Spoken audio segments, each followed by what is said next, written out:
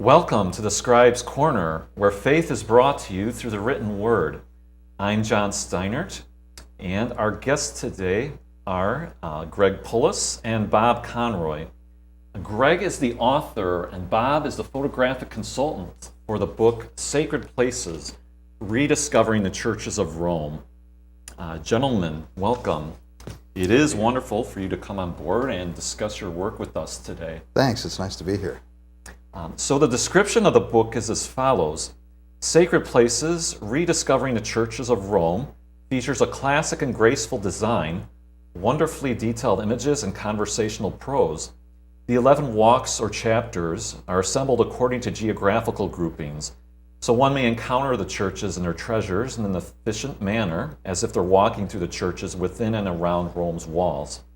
It's an 800-page reference book that is a wonderful timeline that facilitates one's understanding of the chronological juxtaposition of historical periods with the arrival of the churches and their subsequent renovations and additions. Well, that is quite a mouthful. Greg, could you please tell us what led you to write this beautifully detailed account of these said churches? Sure. I first went to Rome, I think it was in the period 96 to 98. And I was immediately drawn to San Pietro, St. Peter's, which is just breathtaking. And it has in it, of course, the tomb of the apostle. It has unbelievable architecture, unbelievable art, and you could spend a week in there, and I darn near did. So I went back. I found an excuse to take my two boys in the Jubilee year. My wife, Michelle, let me go. And on that trip, I fell further in love with these churches. They are everywhere in Rome. I've picked just 60 for this book. But as I visited church to church, saw the relics of the saints, saw the art, saw the architecture, saw the presence, the very presence of Christianity right in the middle of these churches, I realized what a treasure this was. I was out at San Lorenzo fuori la Mura. And outside of that church is a beautiful porticus, and then on the porticus is a mosaic frieze. It has the Agnus Dei, and I noticed that from the time of my trip in 96, 98 to 2000, some of the mosaic pieces had fallen off from rain or whatever. And so I determined pretty much from that moment that I should photograph all these 60 churches for posterity. Another thing that I discovered as I was going, particularly as you move away from the center, nobody's in these churches. It's astounding. We were in San Lorenzo fuori la Mura, a very substantial basilica, and it was my two boys and me. And so I felt that the story of these churches had to be told, particularly in photography. And so from that time, in the year 2000, I don't know, it took us how long? 6, 7, 8 years to get it done, and 7, 8 trips later. But it really, it came to me in that year 2000, in the Jubilee year. And was it a difficult job to determine which 60, or how did you come about with that? Well, no, the most difficult job was Bob teaching me how to take the photographs, but picking the churches really wasn't difficult. But it was a function. I was going to do 20. Yes. Then it was 25. And every time I came back, I would tell Bob, well, there's 5 more, there's 10 more. And so we ended up with 30. Spent a considerable amount of time. I think I did have 5 or 6 that I left out. So, for example, today we don't have the Jesu in there, and so I'm constantly bashed over the head. Why do you not have the Jesu in there? And the Pope is now a Jesuit, and you don't have the Jesuit church in there. Well, the reason is I'm not a particular fan of the Baroque, and the Jesu is a heavily Baroque church. So I did do some deletion, but mostly did addition as went along, because you say, well, we can't leave out San Cesario. It's got unbelievable Cosmati mosaics. Well, San Giovanni in Laterano San Giovanni at Porta Latina was a church that we added right at the end.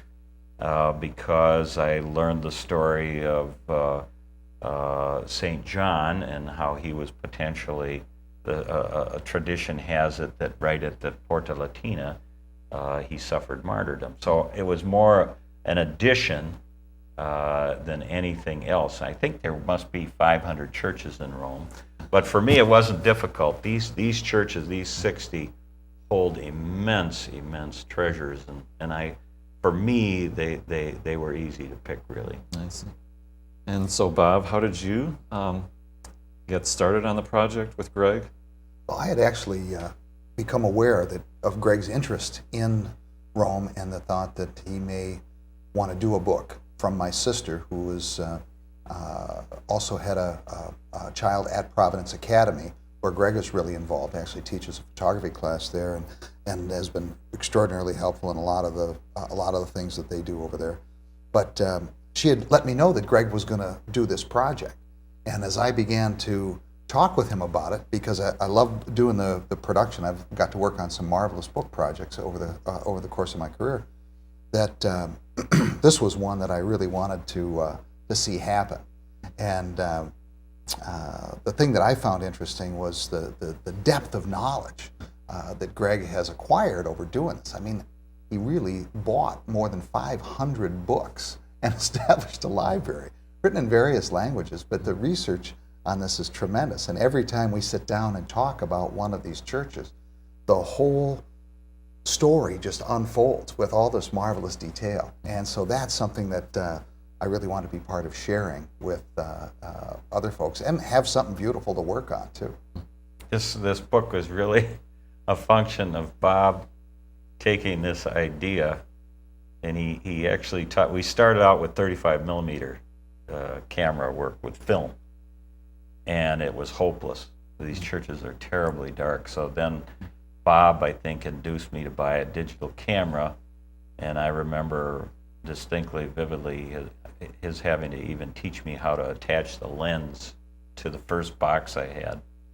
And so Bob's production abilities, he found the designer in Chicago, terrific designer, and found really put the idea of the book I wouldn't have been able to do it. I would have given up 10 times as we encountered one obstacle or another, but Bob really saw us through the project. But as we went along, most of the photographs in the book, as I say, I think we were there 7-8 times on the book. Most of the photographs in the book are from like the last 3 trips, because I would get better as I was going along. At the same time, I was acquiring the knowledge that he's talking about. So my wife almost killed me, because the books were coming in, and they're all old books. These are not books off the shelf. My best books are 500 years old. It's amazing, the great history. And I feel that this history has been lost in large part. Each one of these churches has a history in and of itself. It's just amazing. You could take any church, San Lorenzo Fuori La Mora, and trace its history. It was originally one smaller church, made into 2 churches, turned into a Cosmati church. It started with the relics of St. Lawrence. St. Stephen's relics were brought from Constantinople, and those 2 deacons of the church, they have their tomb in that one church. So each church has a story unto itself. In the end, I think it turned out pretty good. Oh, yeah, and you get the chance to look at the actual pillar that Christ was attached to when he was scourged. I mean, all of these things that Rome has as treasures. That's in Santa Prassedi. Yes, and they come to life, and it just helps that extra step of faith that we all are looking for to deepen that relationship with God, and to be able to share this with other people. It's just a marvelous, fun project to work on. One of the things that I really encouraged Greg to do too is this timeline in the beginning that really lays out for the reader when each one of these churches were built and what the time period was that was going on at the time. And there's just so many little helpful things. As Greg was researching it, he really came to understand, well, gosh, what would really help me understand this better if I was learning it was this. And so as a master presenter, he has really put all of his skills into between the covers of this book, and then also created this smaller book that is, so we have the 10-pound 800-pager, and then we've got the smaller book that is about 240 pages. And so depending on if you want to look at it on your coffee table and just reference it, or you want to put it on your arm and challenge the city itself, you can do it either way. I see. Wow, that does sound like quite a great project to be working on. We do need to take a little bit of a break here, but we'll be right back with more. We're talking from Greg and Bob about their book, Sacred Places. Stay tuned.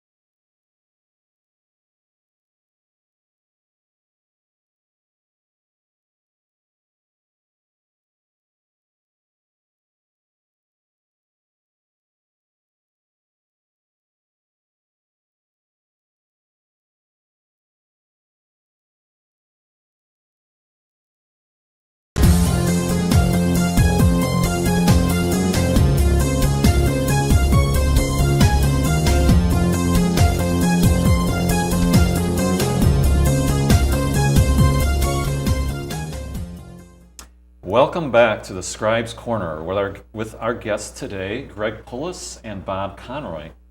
So gentlemen, we were discussing before the break two specific churches in Rome that are included in this work. One of these was the church where the pillar is kept. This was the pillar where Christ was scourged during his passion. And Greg, you have that Yes, picture of it. I do. Here is the pillar, the scourging pillar. This was brought to Rome in the 13th century. So once it was brought to Rome, the church at which it is kept, Santa Prassedi, became one of the great pilgrim churches of Rome. It's in the Zeno Chapel. The Zeno Chapel is off to the right-hand side of the nave in Prassedi. It was built during the time of Charlemagne, and so built in the 8th, 9th century. And the Zeno Chapel is in my top 10 places to go to pray. Very small chapel, totally mosaic. So it's, the size of this area that within which we're speaking, and it has mosaics on every side. A great lineup of, it's called the shoulder-to-shoulder mosaic, and it's got Theodora Prassedi, St. Mary, and Anne. And you can get cheek to jowl with this. It's such a terrific part of our faith.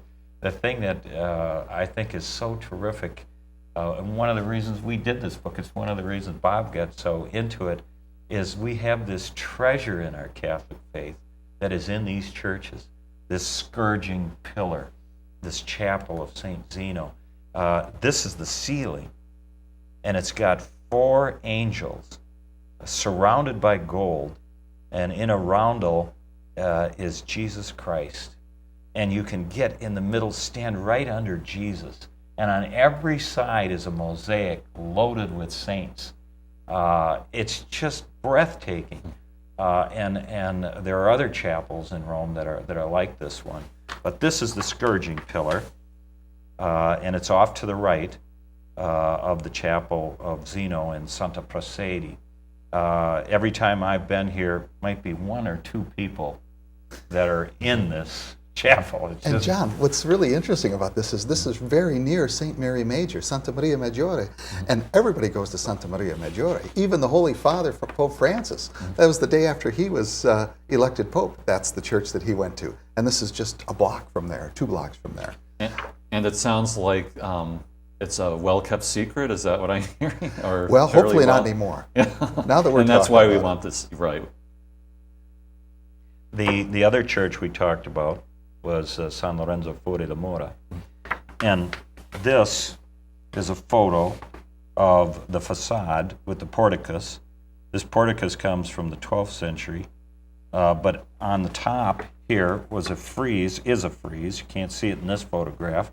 And the Agnus Dei sits right in the middle there.